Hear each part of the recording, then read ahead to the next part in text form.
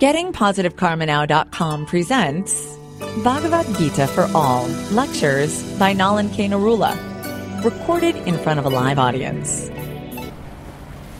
Om Namo Bhagavate Vasudevaya. Om Namo Bhagavate Vasudevaya. Om Namo Bhagavate Vasudevaya. Om Namo Bhagavate Vasudevaya. Om Namo Bhagavate Vasudevaya. Om Namo Bhagavate Vasudevaya. Last time we had completed text 12 of chapter 12 of the Bhagavad Gita, which is about devotional service, and I'll just recap briefly that Krishna said to Arjuna, based on his question, how he should meditate on Krishna, how he should think about him, and what is in fact devotional service. So Krishna has told him that basically if you fix your mind on me and meditate on me, if you worship me, giving up all your activities and be devoted to me exclusively without deviation, engaged in devotional service and meditating on his personal form, for such a person liberation from birth and death is very quick, and fixing the mind and intelligence on Krishna is what will deliver one from this birth and death situation and liberate them.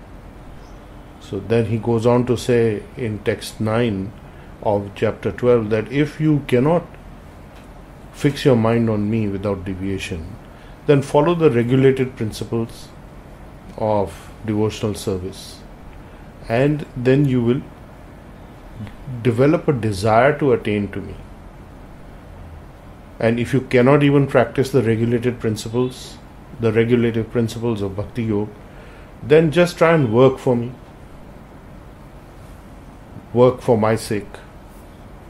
Because by doing that, by working for my sake, you will come to the perfection stage.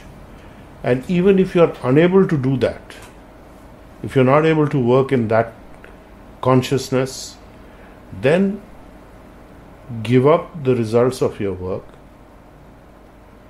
Act by giving up the results of your work.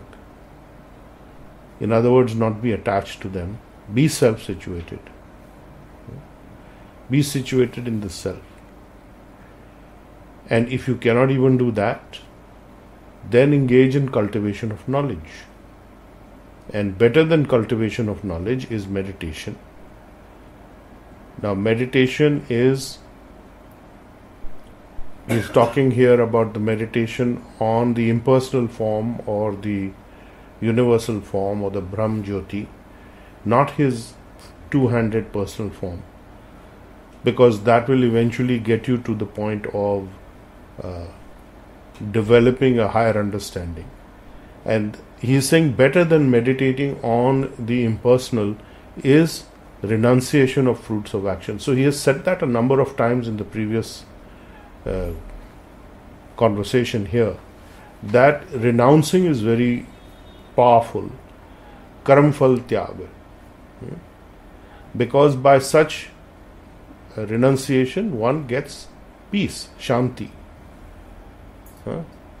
So that is possible if you are detaching yourself from the results of what you are doing and asking for. Typically, as healers, we are renouncing the results of the action in the sense that we say it is divine will that is to be done, or Reiki's will be done, which means that we are not attached to the results. Krishna has said this many times. Our lineage of Reiki masters, Master Takata also said this, that only God's healing energy is in my hand, not the results.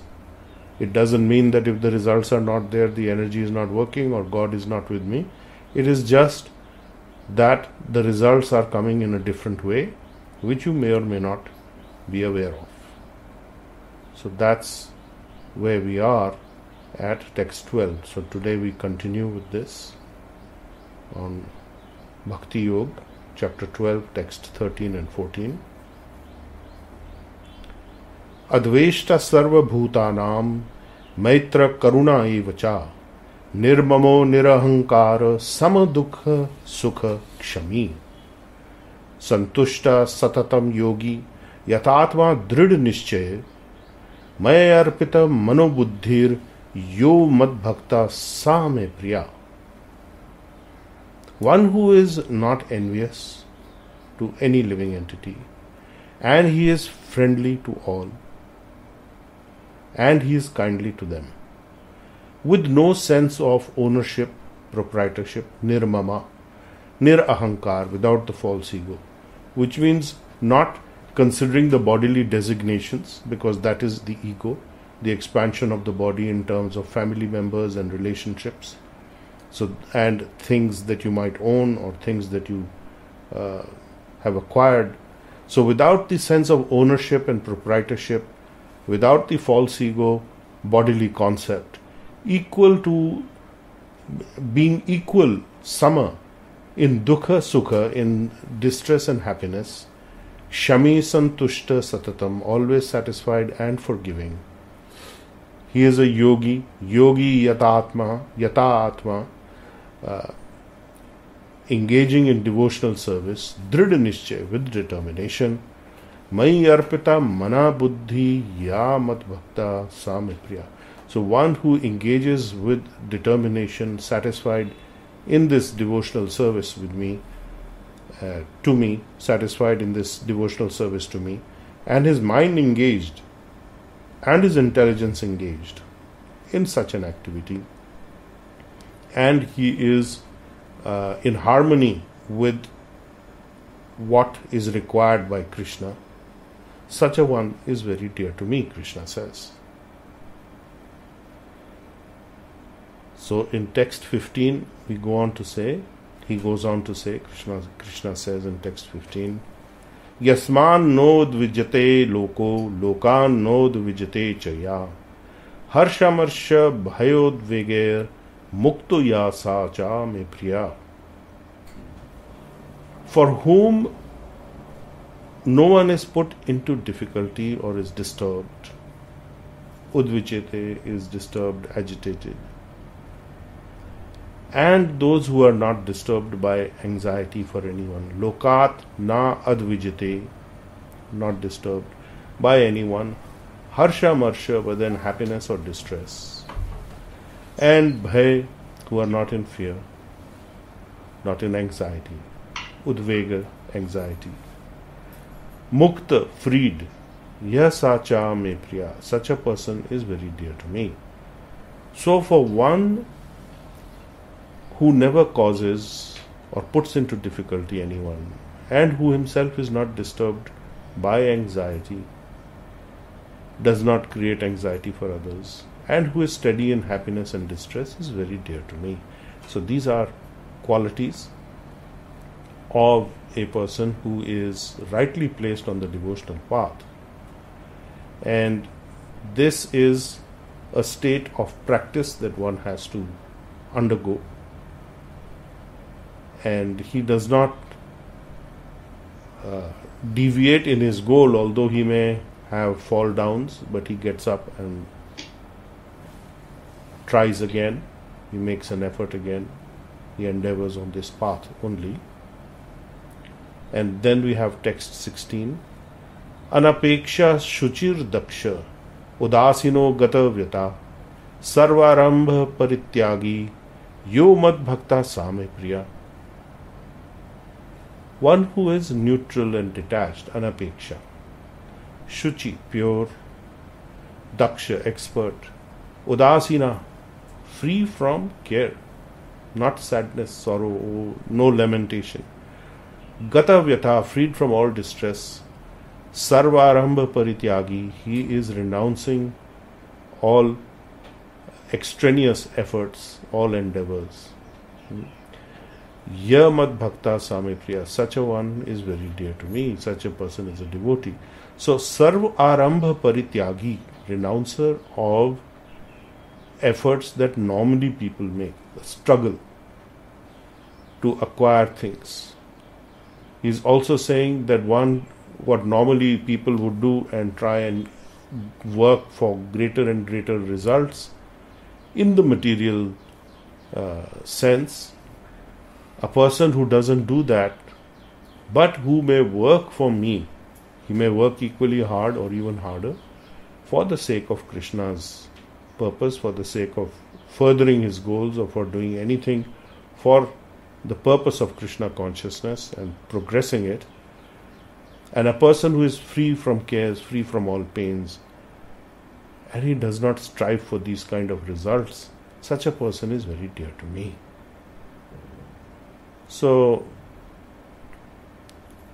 it is to be understood that it is not that one is not required to act, but one is not required to excessively endeavor.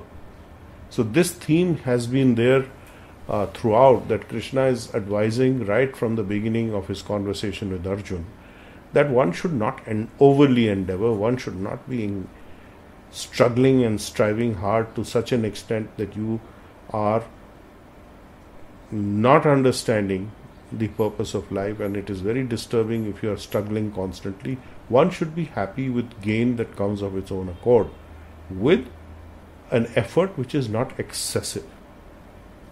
So one needs to understand this in a perspective that is aimed at the purpose of pleasing Krishna or following according to his guidance.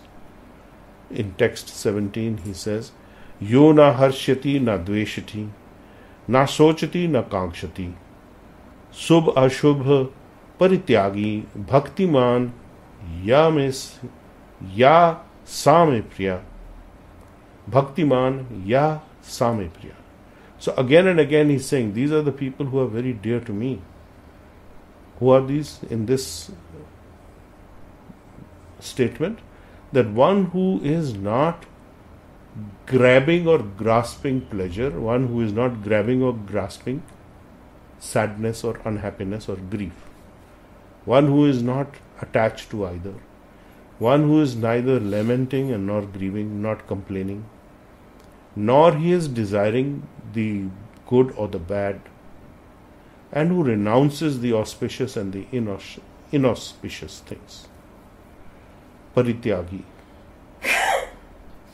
So renouncing the auspicious and inauspicious, what does that mean?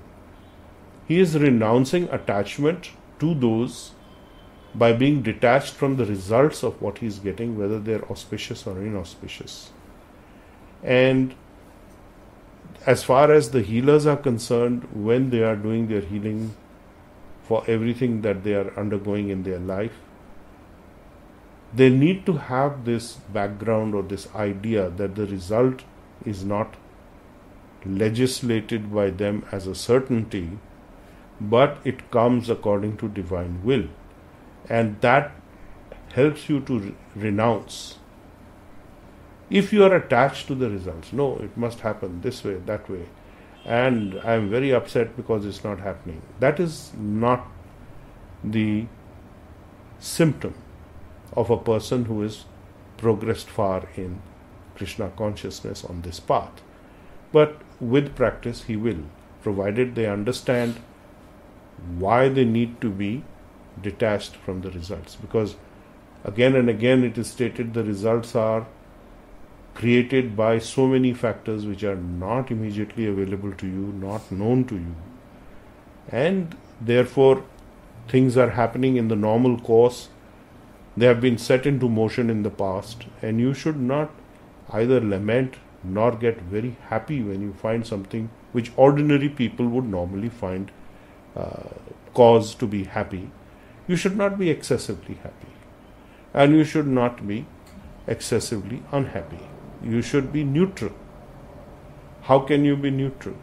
Well, my spiritual master used to say that if you are excessively happy, you are using up your happiness quota in terms of your karma, and if you are excessively unhappy, you are using up your quota of unhappiness, but then that is multiplying. So don't do that. So consider that if you are having some distress, you are using up your distress quota, so be happy with that. And if you are very happy about something, don't be too happy, because understand you're using up your happiness quota. So it is not such a great situation to be celebrating too much or lamenting too much. In fact, here it is saying no lamentation and no celebration. Because, why? Because you're knowledgeable. Because you're not grabbing it. It's coming, fine. If it's not coming, also fine. But this doesn't mean that we are indifferent. We are not indifferent. We do what is needed, but we are not grasping it to our bosom, so to speak. Neither the lamentation nor the celebration. So renouncing both the auspicious and the inauspicious, because you know that they are coming out of binding consequences of karma, the auspicious as well as the inauspicious, and they will come and go. So you need not be too concerned with that. That is not your main objective or focus in your life. So your mind and intelligence must be focused elsewhere, and that is in the service of Krishna. So text 18 and 19 of chapter 12, devotional service, we have Sama shatrau cha mitra cha tatha manapamanayo sitoshna sukha dukheshu sama sanga vivarjita tulya ninda stutir mauni santushtu yena kenachit aniketa sthira matir bhaktiman me priyo nara. Sama shatrau cha mitra cha, one who is equal to the person who is perceived as enemy, shatru, and one who is the friend. And cha tatha mana apamanayo, in honor and dishonor, shita usna, cold and heat, sukha dukheshu, happiness and distress, equipoised, sama, sanga vivarjita, free from all association, santushta, satisfied, and he is somehow satisfied in this, and aniketa, having no attachment to residence, where he is, whether he is living in a palace or he is living in a hut, it is not any attachment there, and he is fixed with determination, engaged in my devotional service. Bhaktiman me priyo nara. All these other factors are distractions and obstacles on the way to focusing with determination on devotional service. So we need to look at this. What exactly is the expansion of this statement? And one of the key statements here is, the key words used is Sangha Vivarjita, free from all association. So free from association of good and bad, free from association of friend and enemy, honor, dishonor, heat and cold, happiness, distress, equipoised in all these, satisfied somehow, and not attached to any residence, fixed in knowledge and engaged in Krishna's devotional service. So a person can be living in any situation. It is not an obstacle to his devotional service. Govind Maharaj, my spiritual master, used to say, a person can be in jail and still progress his spiritual life. It is not an obstacle, because he has to maintain this understanding. Wherever he might be, whatever situation he might be, of body, of mind, any attachment to bodily condition. If I am very sick or very ill, I am not overly disturbed, because I know that that is not the essential. Ultimately, this body must be done with, and all things coming from the body. All these things that are mentioned are actually coming from a bodily concept of life. So one should be free of the designation of the body. Earlier he has said that one should be free of these expansion of the bodily concept, the sense of proprietorship. Nirmama nirahankara in the text 14, that a person should be nirmama nirahankara. So all this ahankar is actually coming, and this proprietorship, nirmama, mama means mine, is coming from the bodily concept of life. So once that bodily concept of life is put in its proper perspective, that this is only a vehicle or a means to achieve my goal of service to Krishna, then things are easier to understand and the attitude is easier to work with. So here he is saying in the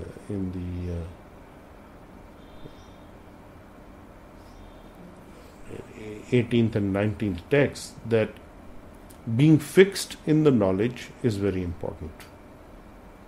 And being fixed in that knowledge while engaging in devotional service, that is the key, and such a one is very dear to me. And then we have text 20, the concluding statement in this sequence of the conversation with Arjuna. Lord Krishna is saying, Ye tu dharmamritam idam yathoktam pariupasate shraddhadhan mat parma bhaktas te ativa me priya. One who follows fully, one who is engaged completely in this path of dharma with this nectarian understanding, as has been stated by me, Krishna is saying, and who follows this with Shraddha, with faith, Mat Parma, taking me as the supreme source of all sources, taking me as supreme of everything. Such a devotee, Bhakta, te ativa me priya, they are extremely dear to me.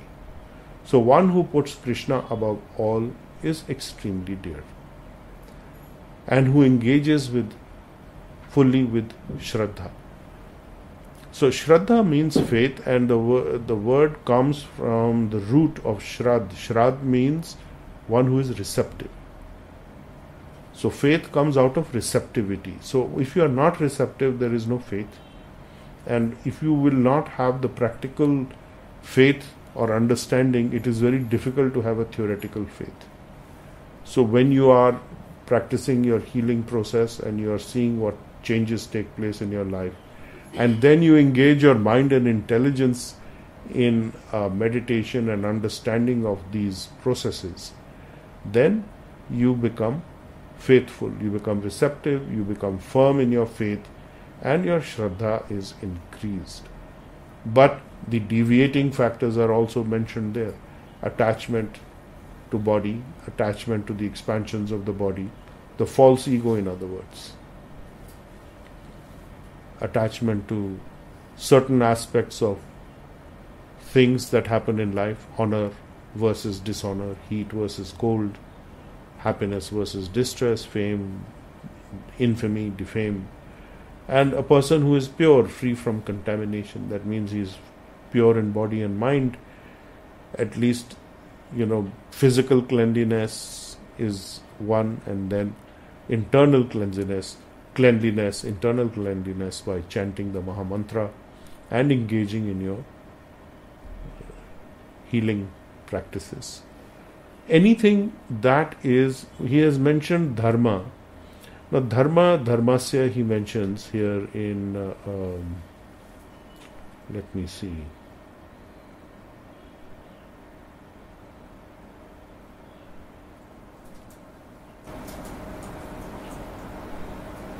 It's strange, I can't find that.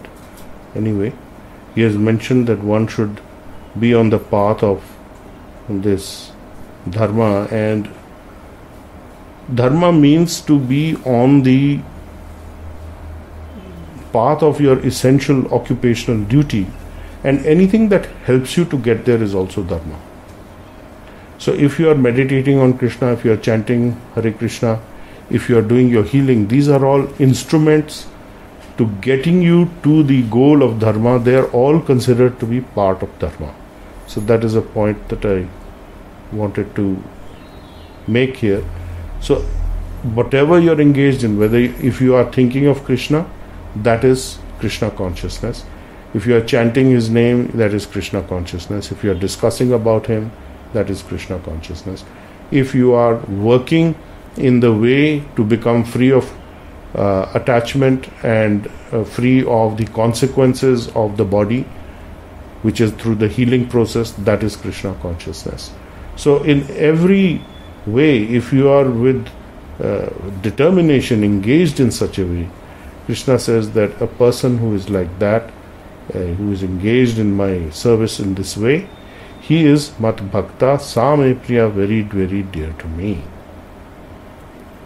So this is, I would recommend that you study. This is a key chapter for you to study.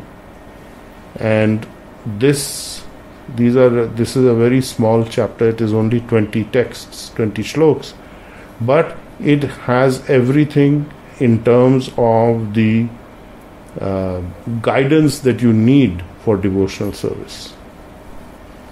So this is a chapter you need to meditate on again and again and again. And if there's any one chapter that you need to make your own, is this one, in terms of your understanding, because this is the cornerstone knowledge of how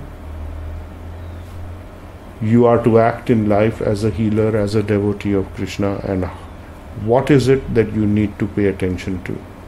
So these are things that you will come across in daily life, and these are things that you need to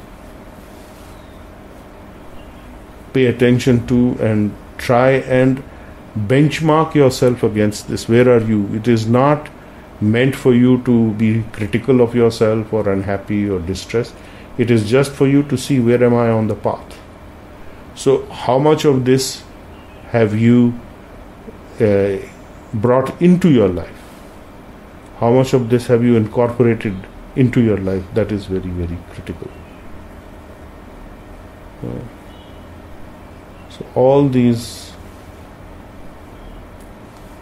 guidances have been given to you as to how you should work and what is the ascending path. If you can do this, fine. If you can't do this, do the next, do the next, do the next. And ultimately, if you just act in Krishna consciousness, doing everything as for Krishna, then renouncing the results of your work, that is giving you not only peace and happiness and satisfaction, it is progressing you very quickly to the end point of being liberated from material bindings. So again, I will refer you to these texts 13 to 20, and I suggest that you study these again and again and see where you are, because in the process of healing yourself, you are seeing that this is happening already. The results are coming or not coming. So why be attached to them? Only be attached to doing what is that you are required to do in terms of the healing, and attached to doing what you need to do to progress it, but you do not endeavor excessively for anything. You don't go out and act like other people in the material world. So these are the qualities that are desirable for a devotee to have, and one can understand from this that a person who is not a devotee actually has no good qualities whatsoever. It is very clear that a person who is not on this path has no good qualities, no matter what the world may think of them. So somebody may be considered a very nice person, a very pious person, or a very sweet person, but if he does not have these qualities and he does not have this approach then he has no good qualities. If he is not having any of this, then he is not to be looked upon as somebody that we should emulate. But look at those who have such qualities as described by Krishna, and begin to understand how that works in their life and in your life, and see in your life you will also be having a number of these qualities working in the background, or these situations working in your background, if you've been a healer for a while, because it creates a natural detachment. So the process is developing these qualities. So you need to work out how much have these developed. What can I do to further these? Okay.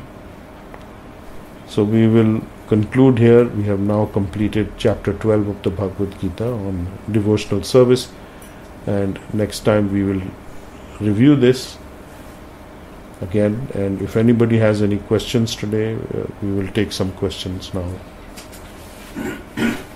So Prabhupada has a couple of questions he Yes. asked prior to the class. Okay. Shall I take them now? Yes. Question 1. What is love? Seeing the war of Mahabharata, it appears that the humanity has never been simple. It also appears that justice and righteousness are more important than love and compassion, as the divine in flesh and blood, in brackets Sri Krishna himself, took an inactive part in the war. One needs to have killing spirit, in brackets again, and other emotions like anger, hate, etc. to be victorious in war.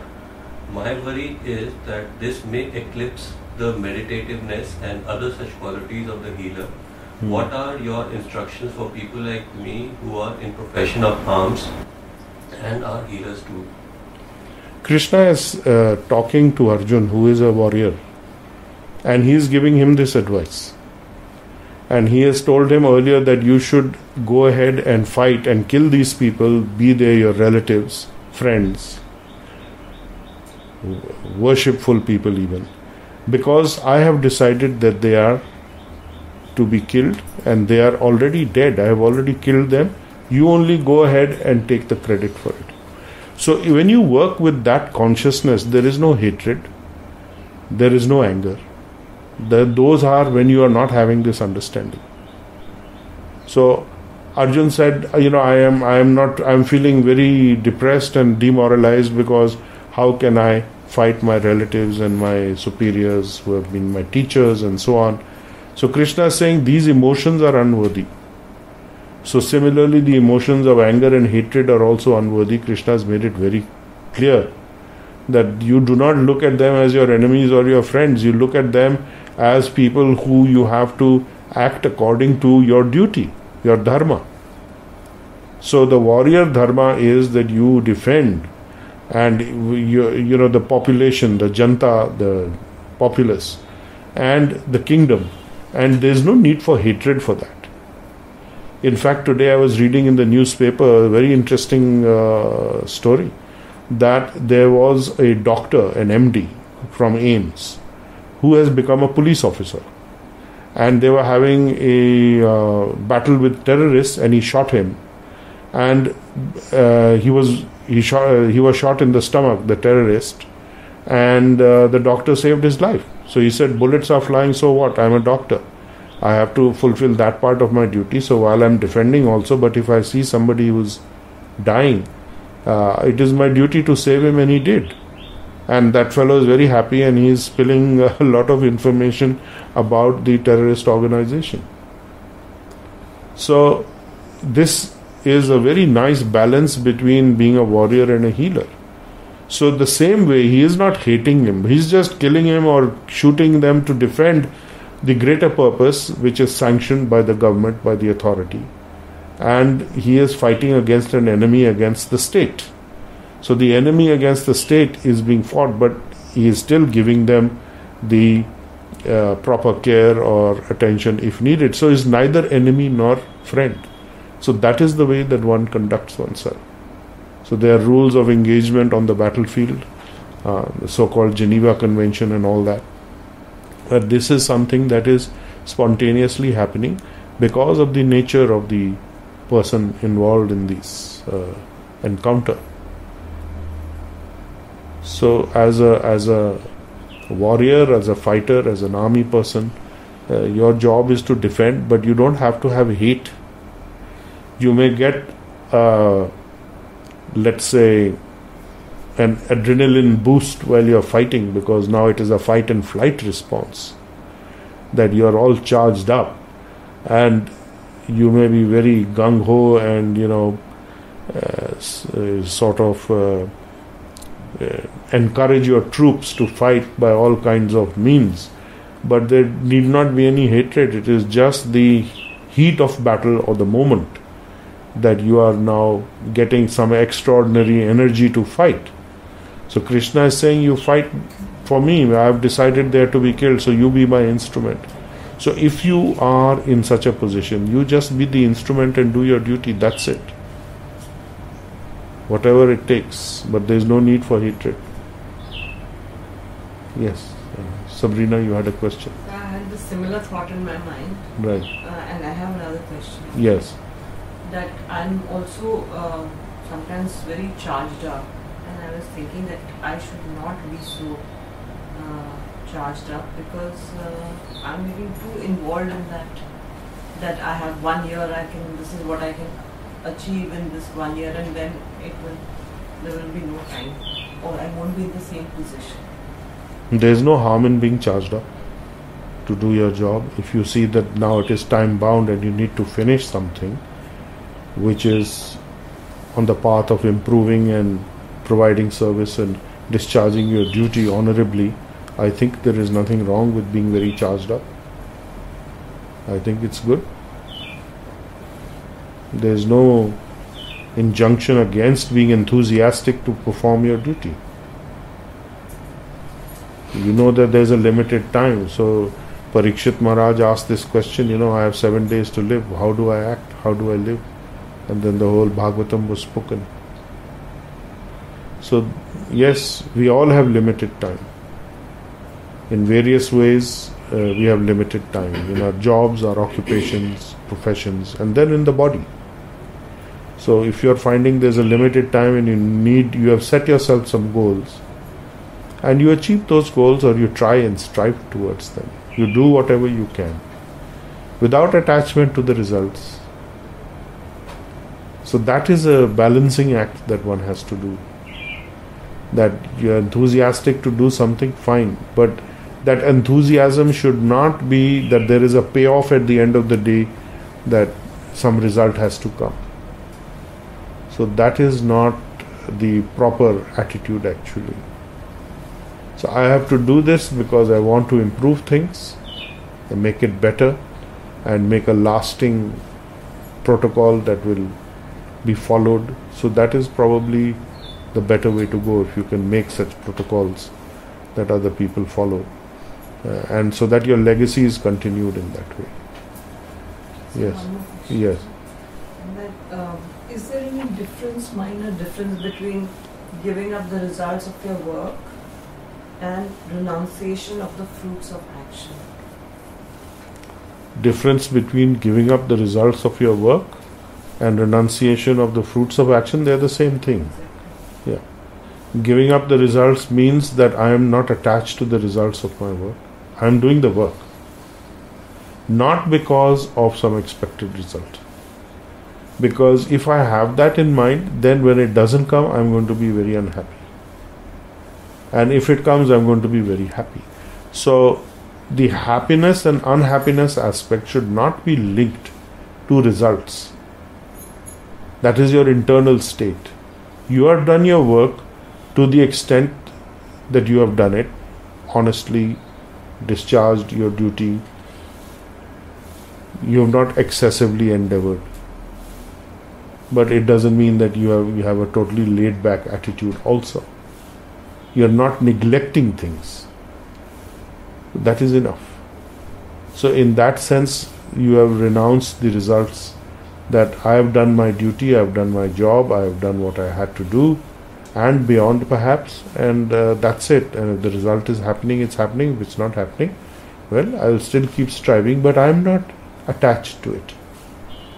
Where you're given some unattainable goals, this is also applicable, where sometimes in work, if you're working in an organization, they'll give you some goal which everybody knows they can't meet it. Targets, whether it's sales targets or anything else. It is just a stick to whip the people along. So either you understand how this game is played and play it, or you change your job. There are no other options. You can't say that I must stay there also and be miserable also, and I'm having tension also. Results can't come, and if they don't come, well, they're not going to come, because everybody knows these are impossible targets. So there are organizations that do that for some reason, and everybody fails. So that develops an idea within the people that they're incompetent or they're not working well enough, and the management may reinforce it. So that is very bad management, very poor management. If they understand it and you don't get sucked into that whole cycle, then you can remain satisfied and you can be happy. You don't have to be anxious, because you know that is the norm. This person is going to say like this only. Why should I get overly disturbed? ठीक है ना? There is, I'll come back to Prabhu's second question later. Shipra, in continuity, she's saying, Yes. but why we always take stand or believe in something, one side or the other? How to remain neutral to both sides and yet with conviction be on one side? If you are on the side of Krishna, then there is nothing else that matters. You have to see, is this progressing my Krishna consciousness? If it is progressing you on the path of devotional service, absolutely you be attached to that and you be on that side. That is what Krishna is saying. How can you do it in a vacuum? You can't. So you have to have an alternative. So if you don't have one side or the other side, if you have Krishna's side, then everything is taken care of. Then you know how to act.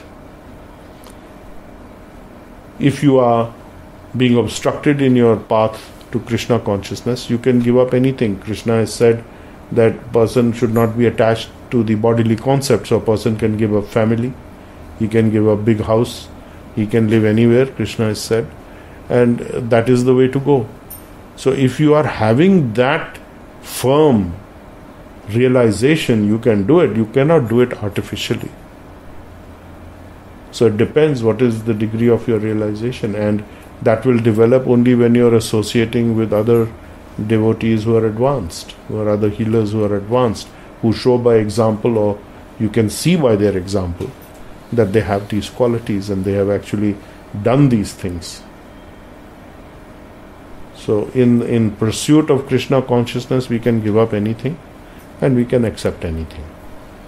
So we can give up something that is, people are thinking, oh, such a big thing gave up, and he can accept anything which is small, saying, oh, how he's doing like this, such a small thing, living in such a humble circumstance or situation. It doesn't matter, because these are all designations that are going to end with the body.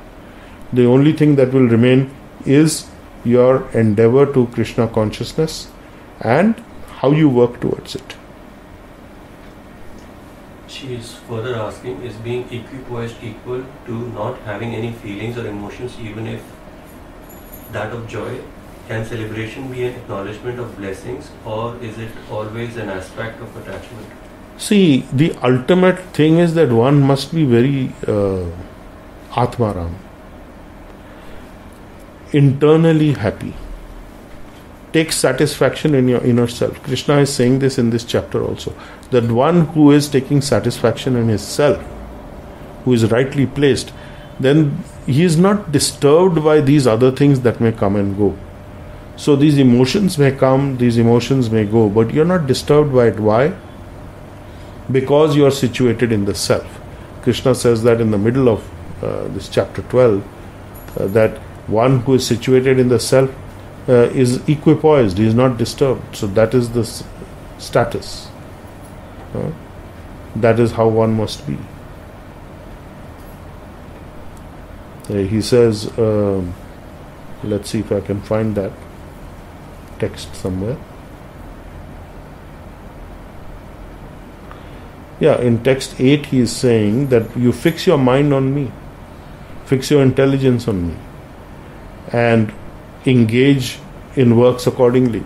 So, maya eva mana adhatsva, mayi buddhim niveshaya, niveshasyasi mayi eva ata urdhvam na sanshaya. So, if you fix your mind on me and engage your intelligence on me and apply all these things, then you lead a life which is actually living in me, because you're guided by this. You're guided by me to work in that direction. So there's no sides, there's no feelings. Feelings are coming and going. So you have to be steady. Atha chittam samadhatu na sakshnoi na sakshnoshi mai sthiram abhyasa yogena tato mam ichhaptam dhananjaya. So if you cannot follow this aspect of engaging your mind on me without deviation, then you follow the principles of yoga, bhakti yoga. In this way you will attain a desire to attain to me. And then if you cannot do that, then just try to work for me. Mat artham. Then just work for me. Mat artham api karmani kurvan siddhim avapyasi. So just work for me. Then you are unable to do that, give up all the results of your action. Sarva kama phal tyagam. Sarva karma phal tyagam. Then, and be yata atmavan. Be self-situated. Situated in yourself. So you have to be atmaram, situated in yourself. And ultimately, happiness, unhappiness, distress, not distress, is going to come and go. You cannot stop it. So Krishna is saying that why are you getting carried away with that? That is not the main thing. That is the norm. So you may feel certain things, but you will bounce back. So the thing is that I should never feel. How can you artificially never feel these things? You can. You may.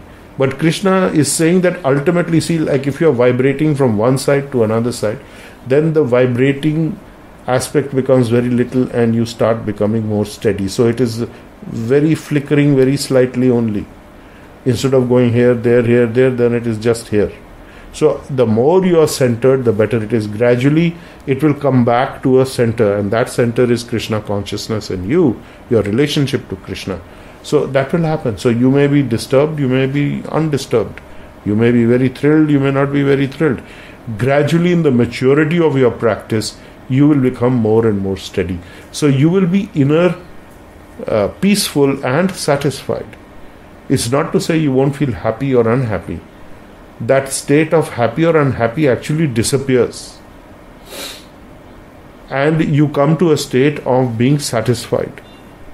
So in a state of being satisfied, there is no happiness or unhappiness. There are things that are painful and things that are not painful, and there are things that are pleasurable. And your response to them will gradually center to the point of being satisfied. This may have happened to you in time. This may happen to you sometimes. It will become more of a steady state, that you are not disturbed by these things. You are continuing your path. You are not over-endeavoring. You are not getting overly excited. You are doing these things, you are happy. So satisfaction brings with it a sense of happiness. So what happens is that even though you are not grabbing happiness and you are not grabbing distress, because you are centered in the self, not self-centered, but centered in the self, and you are steady, dhir atma, you are steady in that consciousness, there is a sense of tremendous happiness, regardless of what is happening outside you. So that state is what Krishna is talking about, and that state is attainable. And you may have experienced it from time to time. So it becomes more steady, more and more steady. Anything else? Coming back to question 2 of Prabhupada. The 1 minute. Sabrina had a question. In all the points that you said, that first you fix your mind on me, or if you can't do that, then you do the regulative principles, or if you can't do that, you work for my sake, or if you can't do that, give up the results of your work, and or if you can't do that, do cultivation of knowledge, and better than that is to meditate on the impersonal form. So we are in that position, sir. We are as Reiki healers, you have reached these last two, that you are giving up the results and you are meditating on the impersonal form, and then he says that you leave that and meditate on my personal form, because the impersonal will lead you to the personal if it's done in the right way. So we've come. So you've come all the way now to the personal form. And we've come, like we've branched out and come, and then we are going direct. Yes. Because previously you are saying, whoever there is, God help me, we don't know who's God.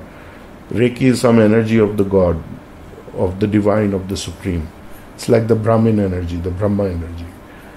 We do not know we do not think of where the origin of that energy is, but now Krishna is teaching us mind and intelligence. You'll go back to mind and intelligence being focused on Krishna. So Reiki is originating from Krishna, it is originating from Lakshmi Ji.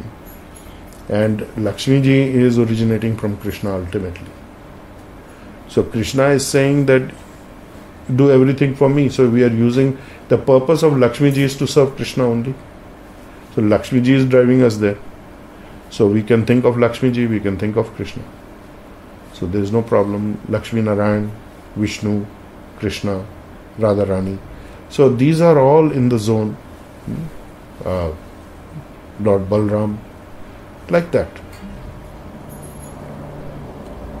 So these are things that we should work with. And I particularly refer you to the last four texts, 17, 18, 19, 20, because if you look at 17, it says, Yo na harshati na dveshati, na sochati na kankshati, shubha shubha parityagi, bhaktiman yah same priya. So one who is neither grabbing happiness or pleasure and neither grabbing the grief to his bosom and being totally absorbed in that, and who is neither lamenting nor desiring and renouncing both auspicious and inauspicious things, is very dear to me. Why renouncing all these things? Because these are all materially binding karma. These attach us to the karmic consequences. These are in the zone of karam and vikaram. And we need to be in the zone of akaram, spiritual non-action. In other words, action that does not bind us to consequences of grief, happiness, distress, pleasure. So renounce these. That is the meaning. Give up this. In other words, you are on the way to giving up your binding consequences of karma. Because all these are going to create binding consequences. If you infuse everything with Reiki, with Krishna's energy, doing everything for him, gradually these become free of the binding aspect. You will still get things which previously excited you a lot, or was something that normal people who are not on the devotional path would endeavor for. I want a bigger house, I want a better house, I want a bigger this, I want that. And doing only that what is required to keep your body and soul together, doing that much which is giving you enough for you to live on. And you may of course also save for future life that you may have left, so that any problems come up there, you are taking care of it, because one cannot work usually always till the end of your life. There is a retirement process, or then there is a reduced activity process, and that's the time when all these things that you have stored over your lifetime come in use to sustain you through those reduced income times, let's say, or reduced facilities. So it is a normal process that a person goes through a household life, then he goes into a life of practicing retirement or withdrawing from the family structure, withdrawing from the false ego aspect designation of the body, in preparation for sannyas, for giving up. But the sannyas can happen internally anytime. Giving up of the attachment is actually sannyas. Lighting no fire is sannyas. That the sannyasi should not cook. He should be dependent on whatever is available by the mercy of the Lord. It's a very tough discipline. And if you look at today's sannyasis, they are living in very sumptuous, palatial situations. That is not sannyasi. So that is not possible also in this age. It is, in fact, Chaitanya Mahaprabhu has forbidden sannyas in this age. He has said no one should be sannyasi in this age because it is not possible. So it will become only a cheating process. So leaving that aside, we forget about all those things. They are not important for us. What's important for us is that we should work in the way that Krishna has told us that we should work, at whatever level. And do not do this artificially. You cannot attain any objective artificially. There may be times when you will be doing it artificially for sure. Not a problem. You stay with the process, you stay in the community of the healers, you stay with the teachings. These are the three legs of support of your entire spiritual endeavor, and you will be absolutely fine. What was the other question? Some fanatic Muslims from Pakistan call us kafir/infidels, though it does not bother me as I know my true position and my connection to my spiritual master, in bracket yourself, and divine. But these fanatics are full of hatred and are barbaric. These fanatics seem to be fully convinced of the correctness of their own belief, faith about the divine. I feel when a situation of direct confrontation with these fanatics arises, our army or individual commanders should take proactive measures to strike them first and decimate/kill them before their nefarious designs unfold. But I feel a healer may find it hard to gather so much bloodthirstiness. What should a healer do in such a kind of situation so that he gathers and the required kind of energy, at least temporarily, to carry out this kind of action, which he may be ordered to undertake or which he may undertake on own initiative? I have already answered this question. Basically, that you be attached to doing your duty according to your situation, and as a defender of the country, you can engage in these activities as a person in the martial forces. There is, if a person is abusing you, that is not sufficient grounds to kill someone. But if somebody is trying to force a particular way of life on you by force and on threat of your physical liberty, or on pain, or on torture, or by death, certainly it is the duty of the established constituted government to take action against it. And if you are acting as an arm of the government who has authorized you to do it, there is no hesitation. Go ahead and do it. But you cannot take matters into your own hand. A soldier may kill hundreds of people on the battlefield, but if he comes in civilian life, in civilian situation, and somebody is abusing him and he shoots him, he will be held up, he will be taken to task, he will be taken to prison, he will be prosecuted. So it's not that, okay, now I defended the country and I killed 100 enemies, now I killed this one person who was abusing, for the sake of our spiritual religious tradition. That will not be considered as an excuse, because that is no different than what the terrorists are doing in any case. They are using the same argument, that it is for our cause. The Christian and Muslim wars that happened, the Crusades, also happened on the similar basis.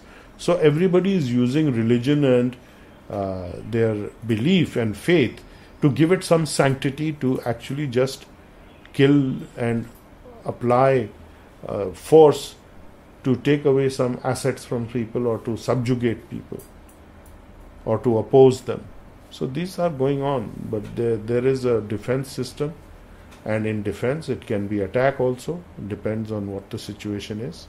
So leave that to the commanders and the people who are in charge of this process, the constituted government, and ignore the rest. So Krishna is saying that you should not be disturbed by these things, but you only do your duty. You cannot on your own suo moto decide what is your duty without reference to the authorities. So in the case of the army, the authorities are the commanders, the battlefield commanders, the senior commanders, the generals, and ultimately the politicians who are in charge of giving direction, go ahead and do this or don't do this. And they may very well say, okay, this is the objective, and as per your inputs, we are not telling you how to achieve it. You know how to achieve it. You are the experts. You go ahead, I want this thing done. So do it. So they do it. So that is the best way to proceed in such a case. Do not be worried about propaganda and so on. People are going to talk. They are going to say nonsense. Yes.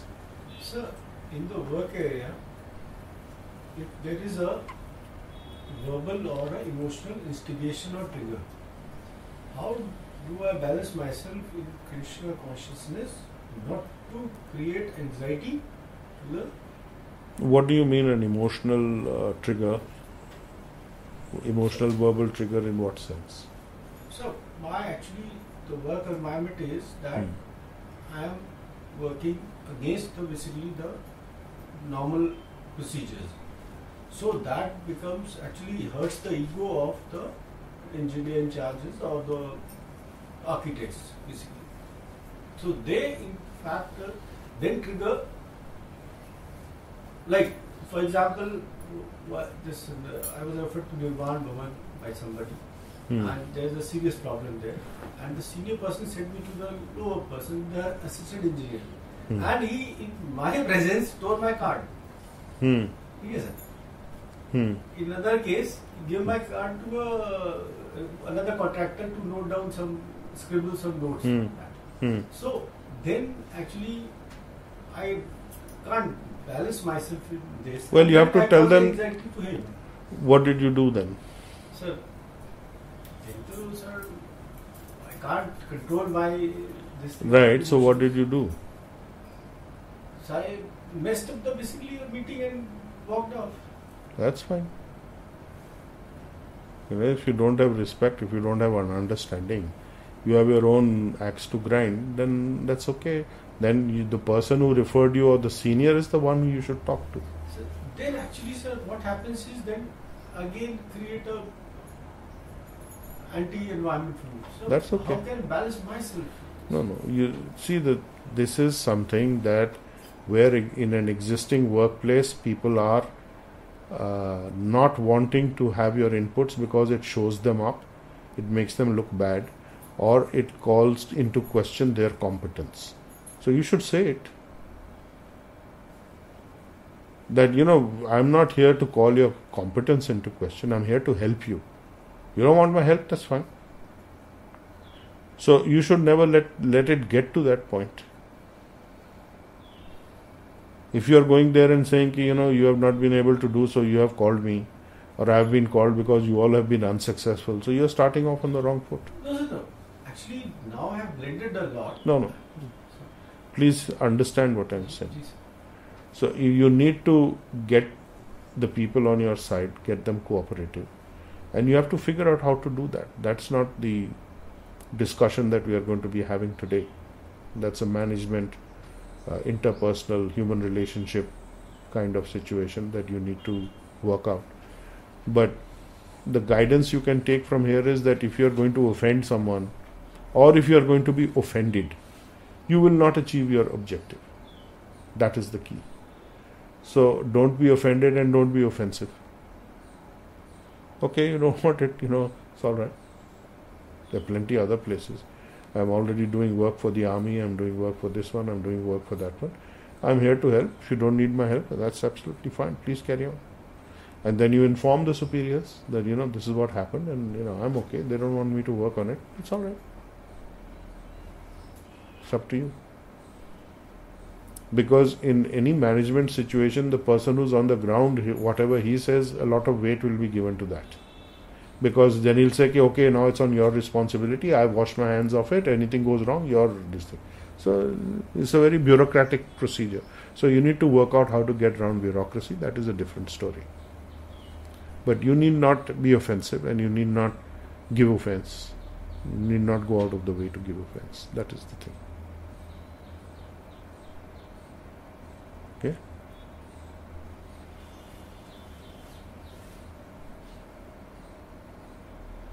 See, earlier Krishna has said, Sarva dharman parityaje mam ekam sharanam braja.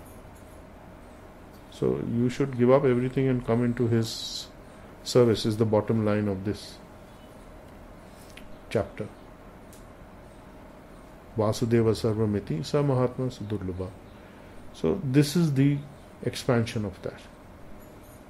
So we will conclude here. We have completed text 20. We have completed the entire chapter on Bhakti Yoga, devotional service. And next time we will review this again, and I would suggest that you study this chapter, and we will discuss this again next week. Om Namo Bhagavate Vasudevaya. Om Namo Bhagavate Vasudevaya. Om Namo Bhagavate Vasudevaya. Om Namo Bhagavate Vasudevaya. Om Namo Bhagavate Vasudevaya. Om Namo Bhagavate Vasudevaya. Okay, thank you all for coming. We will conclude here. You can sign off. Shipra is grateful. Okay. All right then. See you next week. Bye bye.